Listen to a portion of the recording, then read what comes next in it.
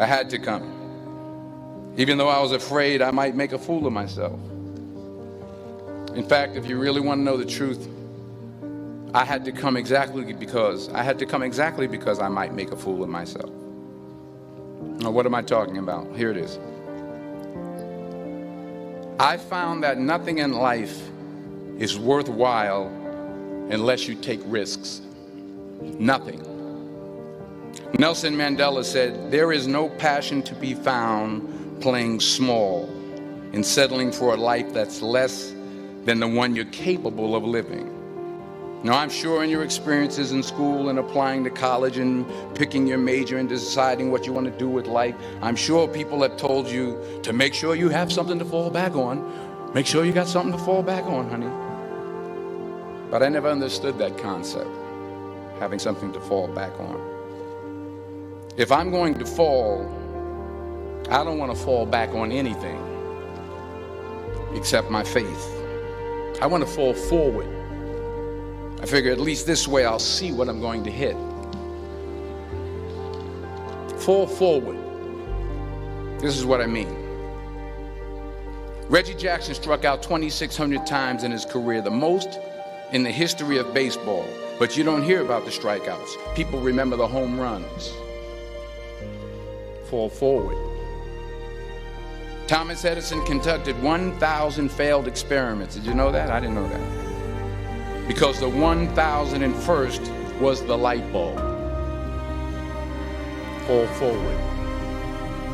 Every failed experiment is one step closer to success. You've got to take risks, and I'm sure you've probably heard that before, but I want to talk to you about why that's so important. I got 3 reasons, and you can pick up your iPhones. First, you will fail at some point in your life. Accept it.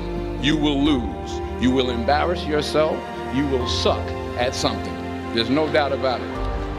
And I know that's probably not a traditional message for a graduation ceremony, but hey, I'm telling you, embrace it, because it's inevitable. And I should know. In the acting business, you fail all the time. Early on in my career, I auditioned for a part in a Broadway musical. Perfect role for me, I thought, except for the fact that I can't sing. So I'm in the wings, I'm about to go on stage, but the guy in front of me, he's singing like Pavarotti. He's just, and he's just going on and on and on, and I'm just shrinking, I'm getting smaller and smaller. So they say, "Oh, thank you very much, and you'll be hearing from us." So I come out with my little sheet music, and it was Just My Imagination by the Temptations. That's what I came up with. So I hand it to the accompanist, and she looks at it and looks at me and looks out at the director and was like, "Hi." So I start, I'm going to sing. I'm like,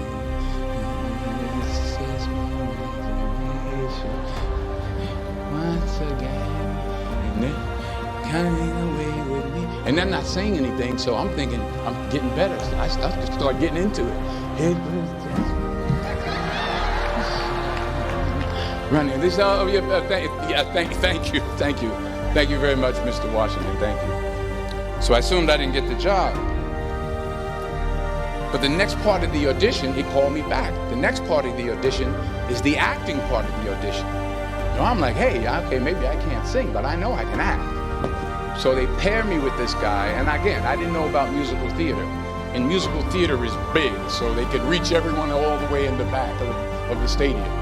And I'm more from a realistic, naturalistic kind of acting where you actually talk to the person next to you.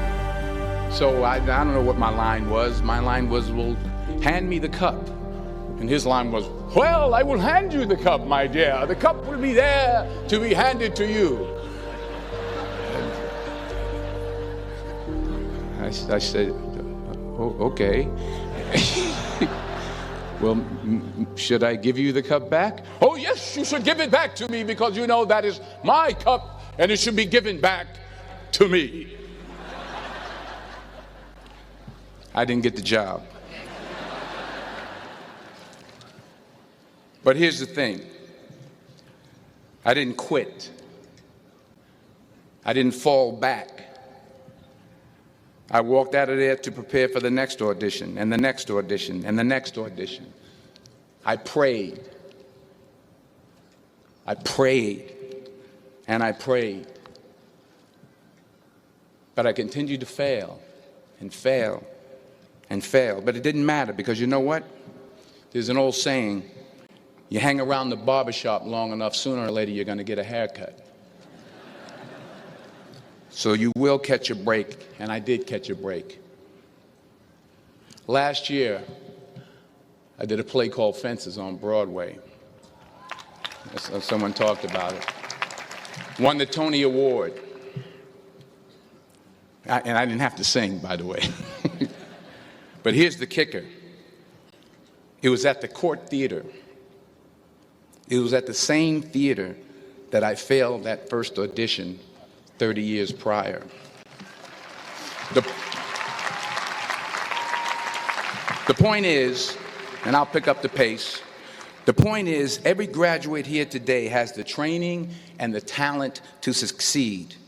But do you have the guts to fail? Here's my second point about failure. If you don't fail, you're not even trying. I'll say it again. If you don't fail, you're not even trying. My wife told me this great expression. To get something you never had, you have to do something you never did. Les Brown's a motivational speaker. He made an analogy about this. He says, imagine you're on your deathbed, and standing around your deathbed are the ghosts representing your unfulfilled potential, the ghost of the ideas you never acted on, the ghost of the talents you didn't use. And they're standing around your bed, angry, disappointed, and upset. They say, we came to you because you could have brought us to life, they say. And now we have to go to the grave together. So I ask you today, how many ghosts are going to be around your bed when your time comes?